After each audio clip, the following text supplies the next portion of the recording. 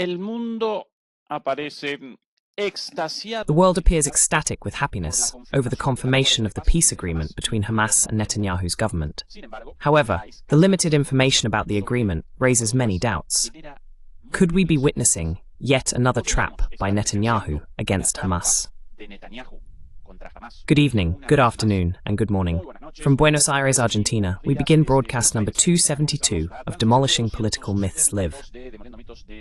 At an unusual time, slightly later than usual due to various practical issues in producing this transmission. Still, thank you very much for joining us, and please remember to help us with a thumbs up against censorship. Today we witnessed with great disbelief the announcement confirming the peace plan promoted by Donald Trump, following Hamas's apparently final acceptance of the 20-point plan proposed by the US president. El plan de los 20 puntos impulsado por el presidente estadounidense. Sin embargo, proliferan las dudas. However, doubts are proliferating. Let's start by presenting the points of this plan. The map of Gaza with the different designated areas, and from there we'll move on to analyze today's developments and the possible traps, the possible implicit details in this plan, and the possibility of a malicious action by Netanyahu's government within the framework of this agreement. So let's begin with the most important points of Trump's peace plan. First, it supposedly establishes the de-radicalization of Gaza through Hamas's withdrawal from political activity. It also calls for supposed reconstruction. All these points, in reality, are more expressions of intent than concrete measures. Thirdly, it establishes, and here is where the most important part begins, the ceasefire, the end of the bombings.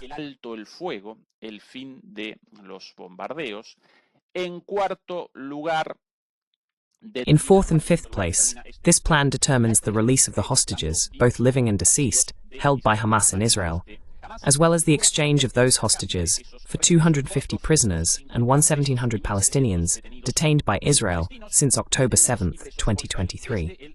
In sixth place, the plan enacts amnesty, indeed amnesty for Hamas members, in exchange, of course, for them ceasing hostilities. The seventh point establishes the reactivation of humanitarian aid, something also very, very important, especially considering the desperate humanitarian situation in Gaza as a result of the Israeli government's policy of using hunger as a weapon of war, something, incidentally, prohibited by international law across the board. Humanitarian aid, then, in the seventh point. In the eighth and ninth points, the plan establishes the creation of a technocratic government of independence. In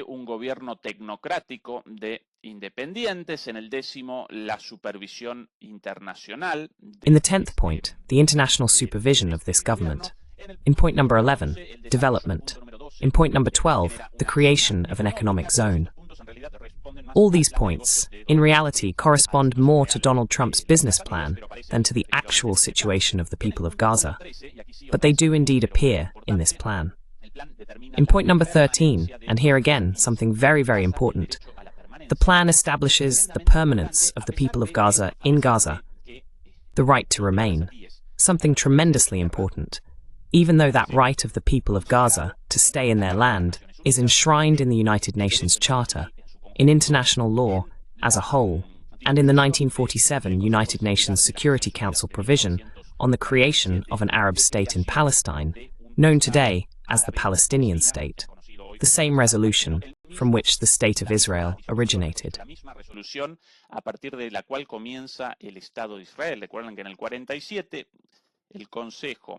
Remember that in 1947, the United Nations Security Council issued a resolution establishing the State of Israel in Palestine, which until then had been occupied by the French and the British, and likewise the Palestinian state, or State of Palestine, for the Arabs.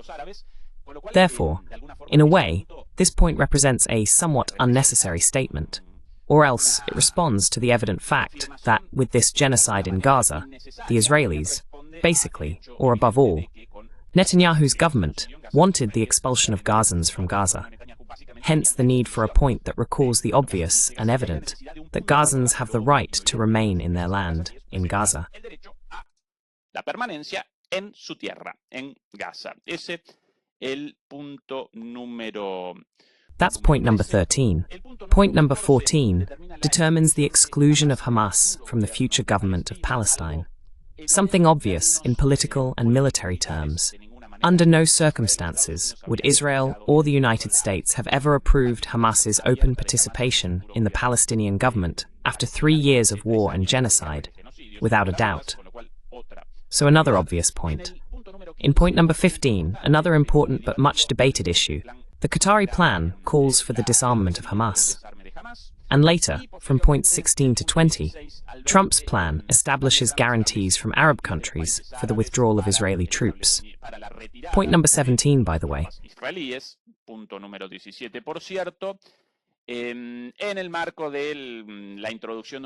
Within the framework of introducing an international force made up of Arab countries to replace those Israeli troops. That's the plan as a whole, in broad terms. Netanyahu initially rejected it, but under pressure from Trump, he eventually approved it, not without first making changes to the original plan, which incidentally referred to the Palestinian state and the two-state solution, elements that disappeared from the final approved plan. Del plan finalmente aprobado. En este plan final, en algún momento, si no recuerdo mal, in this final plan, at some point, if I remember correctly, they present the issue of Palestinian self-determination, but without mentioning a Palestinian state, and without mentioning the two-state solution. Moreover, the original plan called for the complete withdrawal of Israeli armed forces from Gaza, while this plan ultimately establishes their withdrawal only up to a border zone. And that's exactly what we're going to show now with the map of the plan. Patience. Everyone, we're about to begin analyzing the situation as of today. But I want to start by providing context, so we don't present news and analysis in a vacuum, but rather within the background leading up to all this. This is the map, right here to my right. Maybe this way I can show it a bit larger. Yes, that works. And if we can make it even larger, perhaps. Ah, well, now it's off the screen. Bueno, ahí ya abandona la pantalla, así que esto, la disposición más grande. Bueno. So this is the largest layout. Well, Gaza, they're painted in teal. Below to the left, Egypt. To the right, Israel. To the left in white, the Mediterranean Sea. Well, the blue line basically shows the current situation in terms of military occupation. The Israeli armed forces, after almost 2 years, since October 7th, exactly 2 years ago, 2 days ago, were unable to conquer Gaza, and even less so, achieve the eradication or elimination of Hamas. But yes, naturally, they did make advances up to the blue line.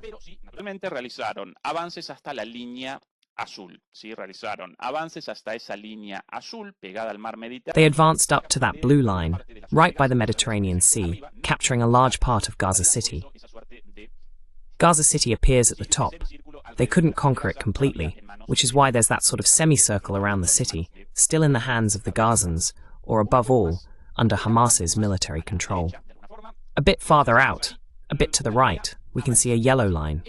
That line basically marks the initial point of withdrawal of the Israeli armed forces following the signing of the peace agreement and the release of the hostages, both the living and the dead.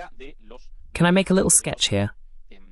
Como de los muertos. ¿Podré aquí con un dibujito? No, lamentablemente no puedo. Bueno, con lo cual... No, unfortunately I can't. Well, so, in principle, starting today, and by the way, the Israeli armed forces have begun to pull back. The Israeli armed forces will withdraw from the blue line to the yellow line. That's the first point, the first withdrawal zone. In red on the map appears the second withdrawal line. Later, once the exchanges of Israeli hostages held by Hamas have taken place, and the prisoners and detainees held by Israel since October 7th have been released, as well as once the peacekeeping troops from Arab countries have arrived in some form. Once the troops from the Arab countries are there, then that second withdrawal will take place. Entonces, ese segundo retroceso. Y finalmente, en la línea negra... And finally, on the black line, just a little before Gaza's original border, that last black line, this one here, if you can follow my mouse pointer, my cursor, right here, this line basically marks the point of withdrawal of the Israeli armed forces in the final phase, the third and last phase of this plan, up to practically the previous border of Gaza. But they will not withdraw all the way to the border. Instead, they will establish control of the border within that buffer zone, that cushion area extending inward from the border.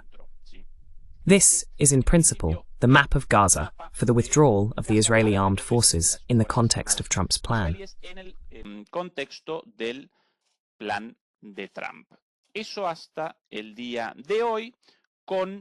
That's the situation up to today with... We should also remember the still unofficial announcements of support for the plan, both from Netanyahu in Washington, reluctantly after the changes mentioned in the plan, and later from Hamas, though with a very shrewd acceptance of Trump's plan. Because remember, and we discussed this here last week, that in Hamas's statement, which unofficially accepted the peace agreement last week, they were responding to Trump's ultimatum, and the statement basically indicated that they endorsed the peace agreement regarding the ceasefire, which was naturally positive for Hamas and for the people of Gaza, without a doubt.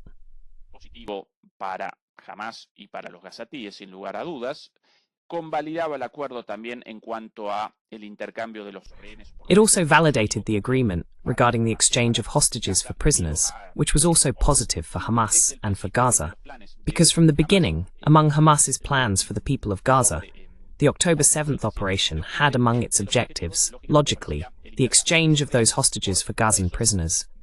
Prisoners not only from Gaza, but also Palestinians from the West Bank, imprisoned in Israel. So at that time, in that prior announcement, Hamas fighters, or rather, the Hamas leadership, validated the exchange of hostages, the ceasefire, the establishment of a government of independent technocrats, the arrival of Arab peacekeeping forces, all of that, yes. But at no point did the statement itself validate it.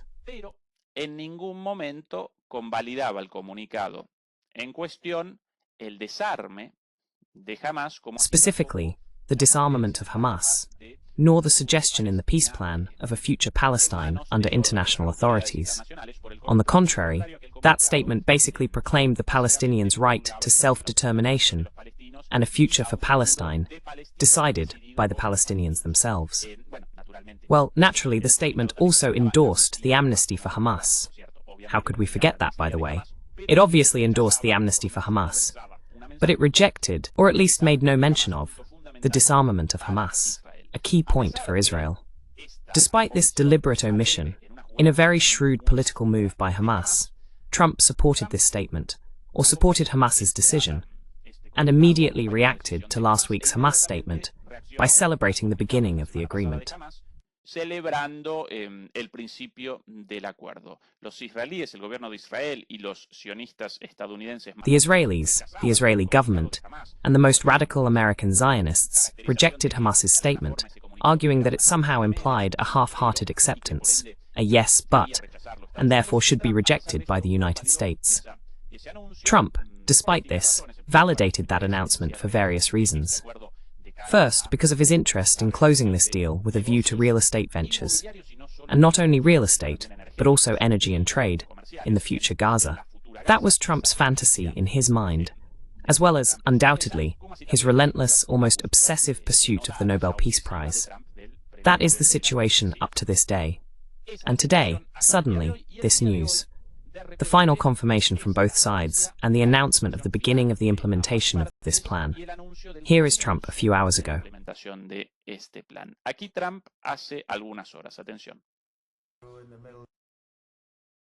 Attention. Bueno, quiero agradecer a todo el mundo, como ustedes saben, ayer. Well, I want to thank everyone. As you know, yesterday we achieved a breakthrough in the negotiations. A significant step forward, something everyone said was impossible. With this agreement, we are ending the war in Gaza, and from a broader perspective.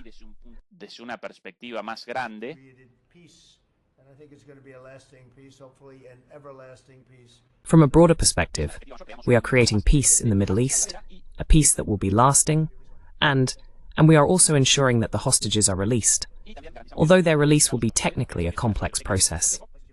Next Monday or Tuesday, in any case, we will achieve the effective handover of the hostages.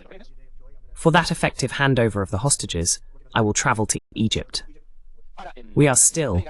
Yo voy a viajar a Egipto, todavía estamos deliberando sobre el día exacto, vamos a determinarlo en las próximas horas. We are deliberating on the exact day. We'll determine it in the next few hours. But on Monday or Tuesday, I'll be there for the hostage release process. We'll have a final signing in addition to the agreements already reached today. And what's remarkable is that all the countries in the region helped us. Saudi Arabia, Qatar, the United Arab Emirates. Arabia Saudita, Qatar, Emiratos Árabes Unidos. The rich ones, the less than rich ones, they've all come together. The richest, the less rich, everyone has come together, which is incredible. In fact, everyone has gathered for this, and they are really probably the best relationships they've ever had. So it's been something amazing. They all took part, they all came together to carry out, with me and under my leadership, this peace plan. No one believed this was possible, but we made it happen, and the hostages will be released. Dead people, mostly young, mostly men, and boys. Of the hostages who were freed, around 28 are dead. Most are males, mostly young, practically children in the sense of young adults, as soldiers are also called boys. Someone should remember. Yes, males and boys, young adults, hostages, soldiers of the Israeli armed forces. The hostages still held in Gaza, once again, are soldiers of the Israeli armed forces. Certainly very young, as rank-and-file soldiers usually are, indeed. A woman talked about her baby. Her baby is 25 years old, but to her, he's still her baby. We bring them home, we take them to... Well, one of the mothers, while waiting for the release of the hostages, spoke about her son's release.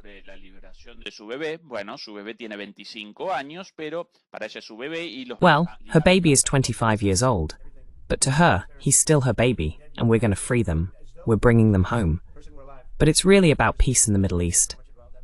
And remember that October 7th was terrible, but also... Remember October 7th was terrible, but also... Well, we will achieve the release of the hostages, and that will guarantee peace in the Middle East.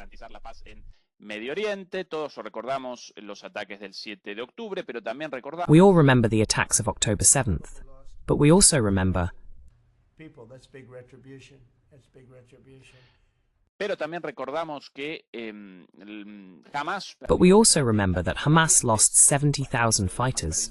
Well, this claim that Hamas lost 70,000 fighters, I don't recall even Israel making that statement. In fact, according to the Israeli armed forces statements at the start of the invasion of Gaza, there were estimated to be about 30,000 Hamas fighters. So far, the number of officially recognized victims basically amounts to 70,000, rounding to 70,000. But according to estimates, that figure could actually be much higher, even up to 750,000 Gazans killed under the rubble. Presenting all the dead as Hamas fighters, as Donald Trump is doing right now, basically represents a vile act, an act of absolute immorality. But that's how Trump presents it. But at some point, that whole thing has to stop. But at some point But anyway, we have to end this war, and Gaza will be remade, rebuilt by the wealthy countries in the region. Well, this will do wonders for the Gazans, and in fact, even the news, even the major media outlets opposed to my government are covering this fairly, without fake news, and celebrating this development. They can't even believe it. They're amazed by it. A lot of people are. Well, the media themselves are truly fascinated by this. No one can believe it. In the next part of this statement, Marco Rubio himself is going to present Trump as the genie of the lamp and the mastermind behind this great plan. We can show that in a bit. The fact is that, within the framework of the agreement, according to Israeli media, one of them, INET Global, the withdrawal of Israeli forces to the aforementioned Yellow Line began in the last 24 hours.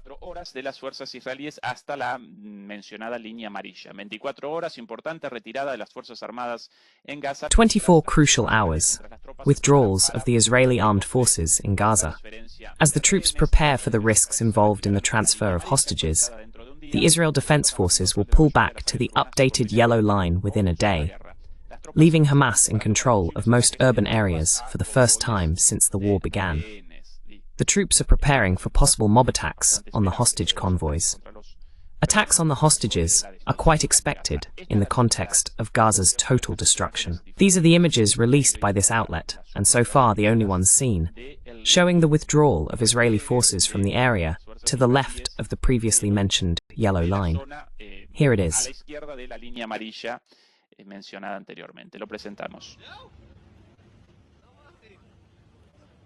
Thank you.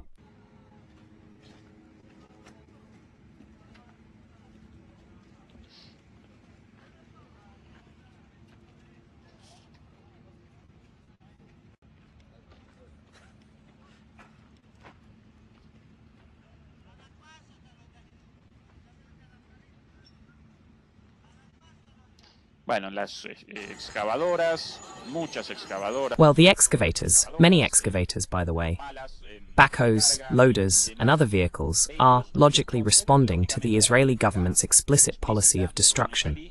There is a policy of destroying absolutely everything: scorched earth, homes, buildings, and everything else in Gaza. These are the images that were released just a few hours ago. Las imágenes difundidas hace horas recién.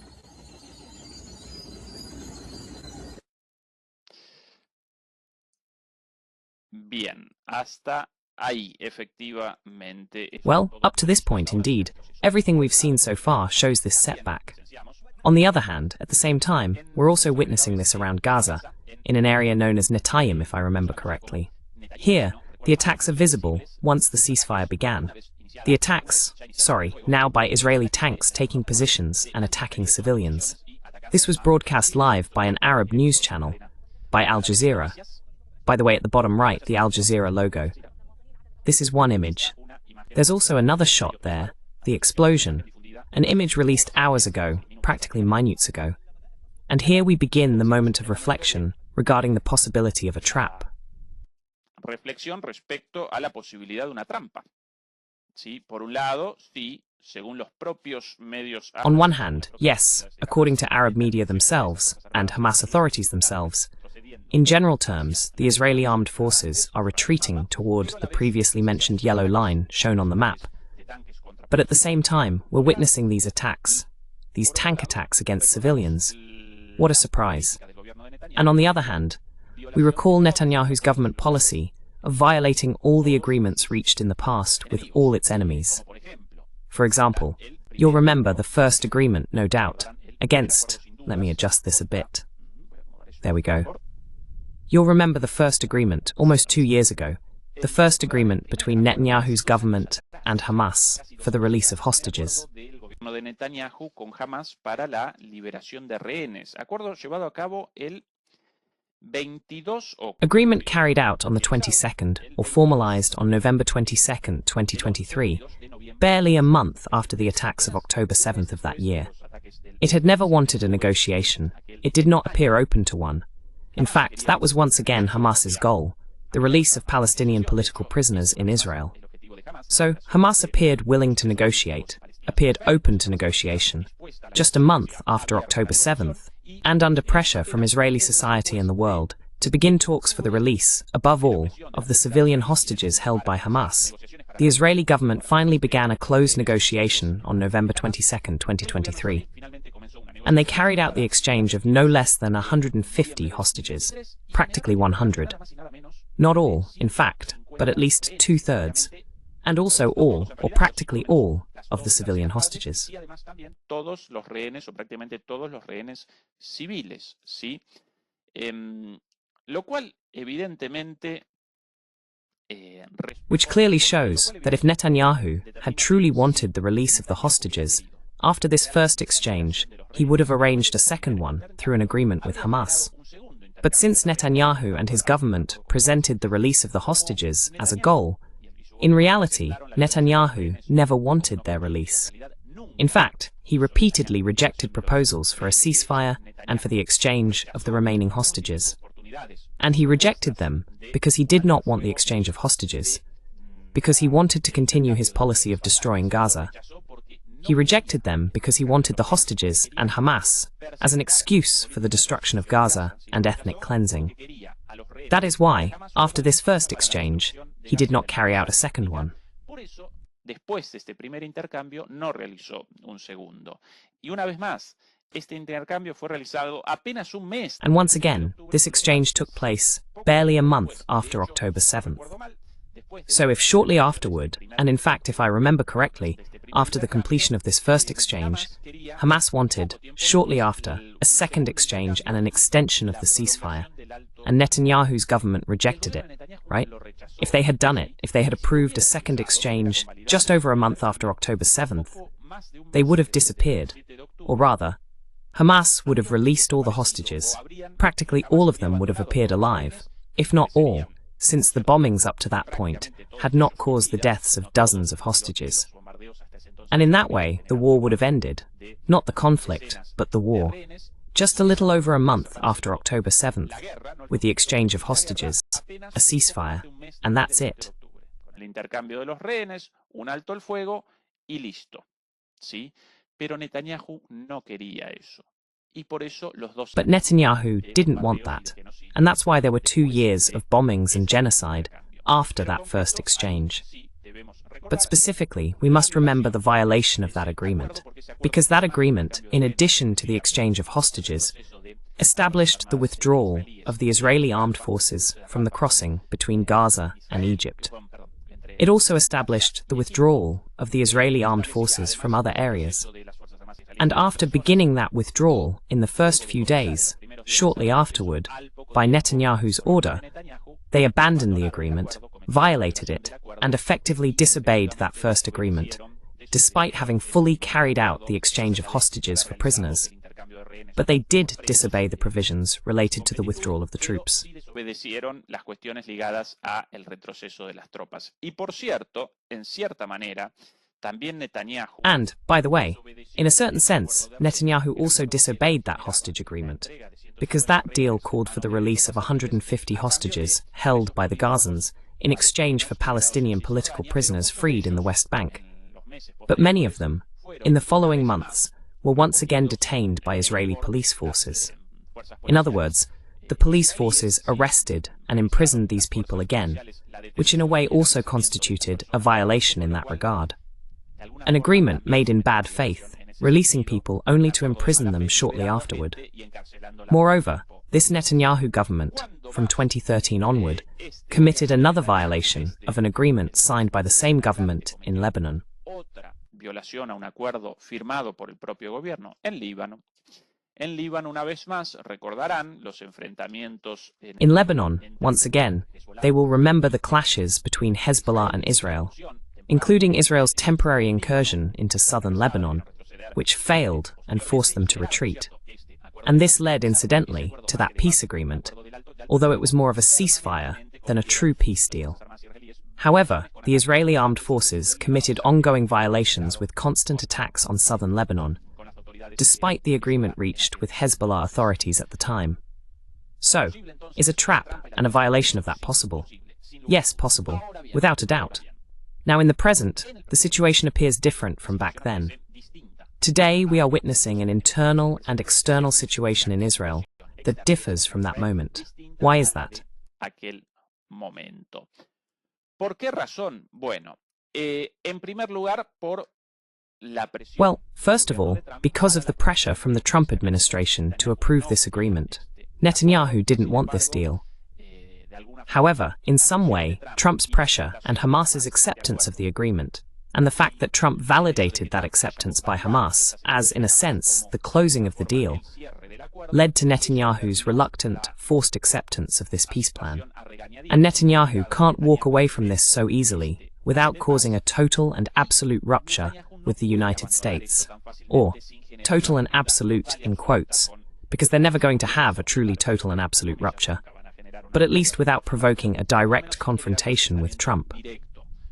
Trump, by the way, wants this agreement for various reasons, and this is perhaps the most important point in the shift of this whole situation. Why does Trump want a peace agreement now when he didn't before? ¿Por qué quiere Trump ahora un acuerdo de paz y no lo quería antes? Bueno, En primer lugar, por Well, first of all, because of the shift in public opinion in the United States. According to the most recent polls, around 61% of Americans describe the situation in Gaza as a genocide carried out by Israel against the Palestinians. And it's no longer just Democratic voters responding that way.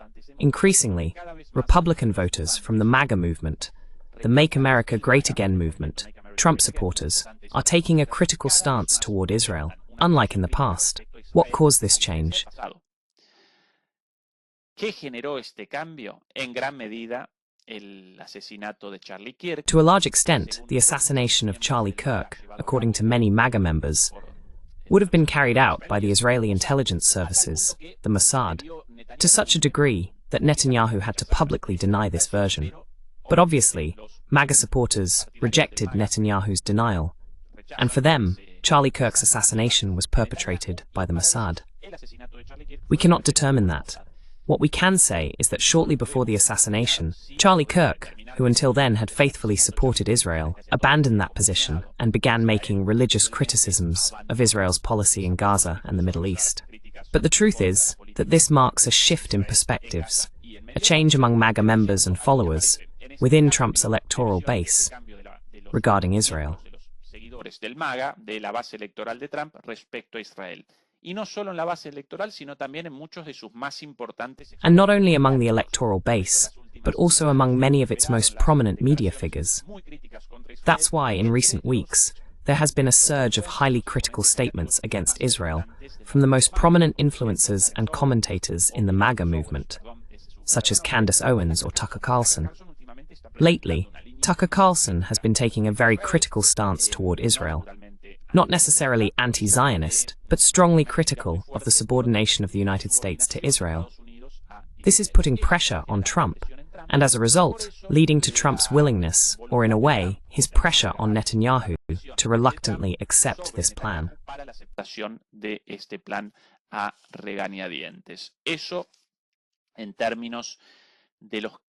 That is in terms of the changes in the current situation compared to the past.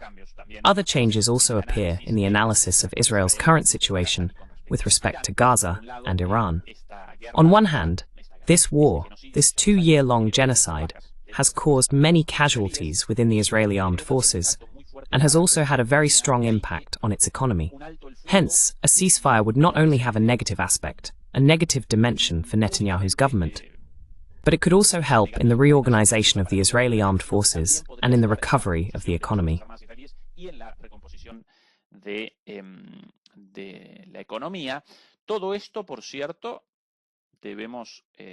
All of this, by the way, we must remember it clearly, takes place in the context of a military defeat of Israel by Hamas. Why? Because they wanted the elimination of Hamas. Officially, they wanted to free the hostages by force, and they couldn't do it. That is the official defeat. But above all, what Netanyahu's government really wanted was the ethnic cleansing of the Gazans, and they couldn't achieve that either, because the Gazans did not leave Gaza. Their economy is therefore in trouble, their armed forces decimated, especially considering the possibility of an imminent attack on Iran, and the pressure from the United States, through Trump, due to the shift in voters' views on Israel. All of this creates a change in the context, from which this time Netanyahu could, in this case, begin taking the first steps included in this peace agreement, without abandoning it immediately, as in all previous agreements. Once again, the hostage deal with Hamas in 2023, and again the agreement between Israel and Lebanon in 2024, if I remember correctly. That's the context. Es el contexto. Ahora bien. Now then, despite all this, and even though perhaps at this moment, due to this change in context, Netanyahu may not be able to abandon the agreement as he would like, he can still implement it in its initial steps and then begin delaying actions, postponing all subsequent steps, especially the arrival of Arab forces, the withdrawal of Israeli armed forces to the second line, not the yellow one, but the red line, and somehow generating a latent conflict, while waiting for the recovery of the Israeli economy, the rebuilding of the Israeli armed forces, the reconstitution of his political alliance in crisis, and also waiting for the resolution of the war with Iran, with a second round on the horizon, with a second Israeli attack practically imminent, soon, if not this month, then the next. And once that is resolved, the conflict in Gaza, somehow suspended by this peace agreement, can be immediately reactivated by Netanyahu when he determines that his accumulated strength makes it possible to restart that conflict. Generan la posibilidad de recomenzar ese conflicto, ¿sí? Esto sí aparece como una posibilidad. This does appear as a possibility, the abandonment of the agreement signed today, although perhaps not immediately, due to all these changes in the situation. Basically, changes that can be summed up as a defeat of Israel by Hamas, and above all, a shift in global public opinion, especially among supporters of the Trump administration in the United States regarding Israel. How will we be able to determine which of these two alternatives will occur? Whether the plan is abandoned immediately, or whether it is not abandoned, but only partially implemented, while waiting for a renewed attack on Gaza.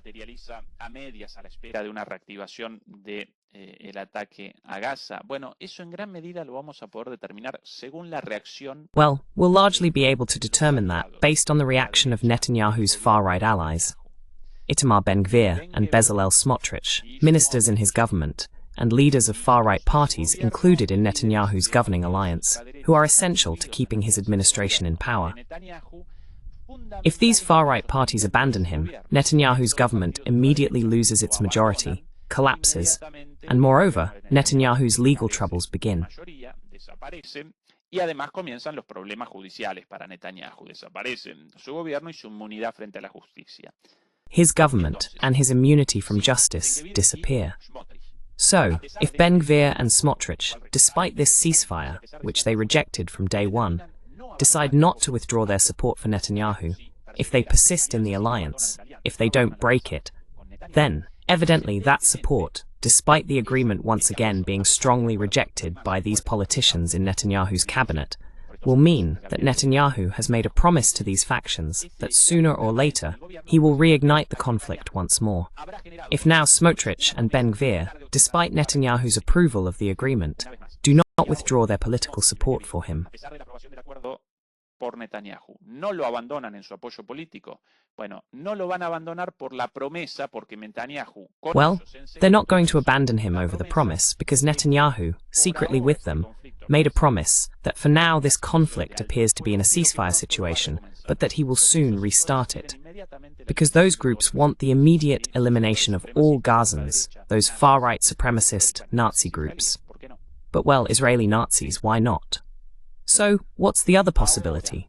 That Ben-Gvir and Smotrich immediately withdraw their support for Netanyahu. Abandonen el apoyo a Netanyahu inmediatamente. En ese caso, quizás sí. In that case, perhaps Netanyahu has indeed ultimately determined the effective implementation, the fulfillment of this peace plan.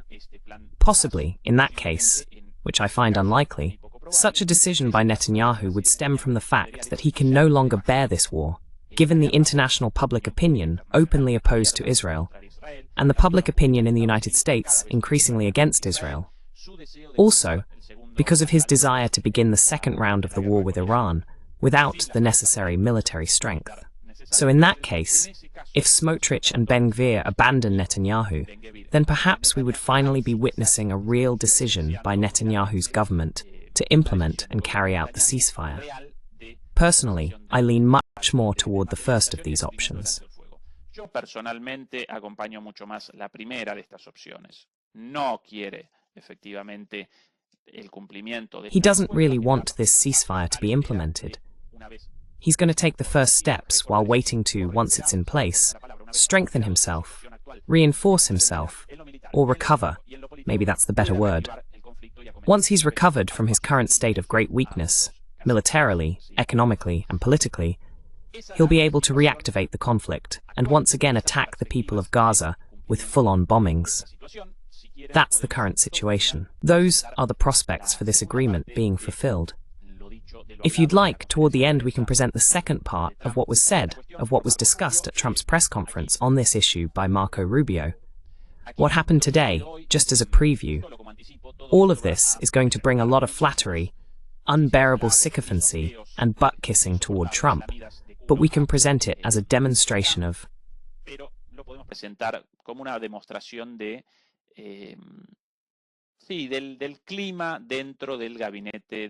yes, about the atmosphere within Trump's cabinet and anyone connected to him, and his constant need for flattery and ego-stroking.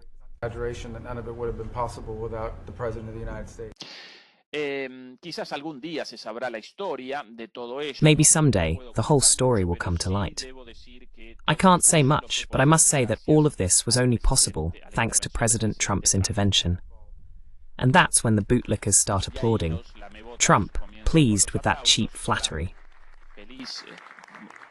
Feliz con este halago barato.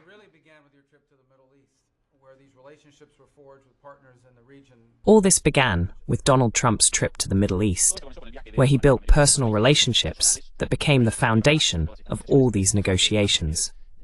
Trump's personal relationships with Middle Eastern leaders.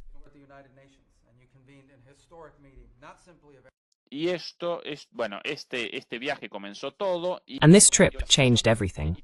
And that's why a few weeks ago, a month ago to be more precise, no one believed this was possible. But now Trump is achieving peace. The turning point also came at the United Nations General Assembly last month. In that context, Trump reached an agreement with all Muslim leaders, not only Arab but Muslim, including Indonesia, and there he was able to form a coalition of countries from the Islamic world in support of this Trump peace plan.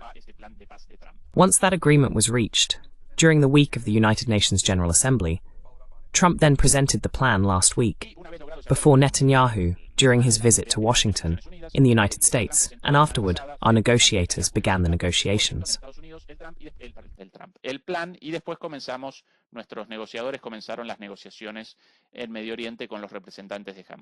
In the Middle East, with the representatives of Hamas. Required a high degree of intensity. And maybe the story will never be told. But in this context, the president had an enormous number, a great number of extremely intense phone calls, in which he had to be very tough and did what only he knows how to do, negotiate hard. And the fool Trump, next to him, proudly replies, "Yes, yes, ha ha ha, that's true." Responde orgulloso, sí, sí, ja, ja, ja, eso es verdad. And commitment, and made this happen. And Thank you. What happened was really a human story. There's a geopolitical aspect to it, there's no doubt about it. Y esto logró finalmente el resultado final y quiero And this, finally, achieved the final result. I want to emphasize that what happened yesterday was a human story, a story of individuals. There is undoubtedly a geopolitical dimension, but what matters here is the human story, the story of people. And because of Trump's personal work, thanks to the work carried out by him, which not only could not have been done by any other current American politician, but by no other American president of the modern era, thanks to that extraordinary work of his personal work.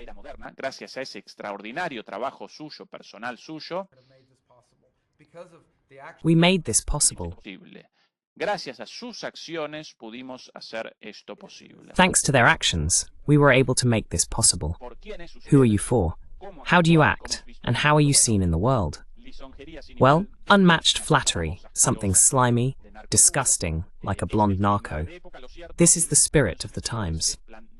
The truth is that the effective beginning of this peace plan and the concrete possibility of it are due to the change in the international geopolitical situation and within the Middle East, as well as to the implementation, at least in the initial phases of this plan, and therefore to the ceasefire and the exchange of hostages for prisoners.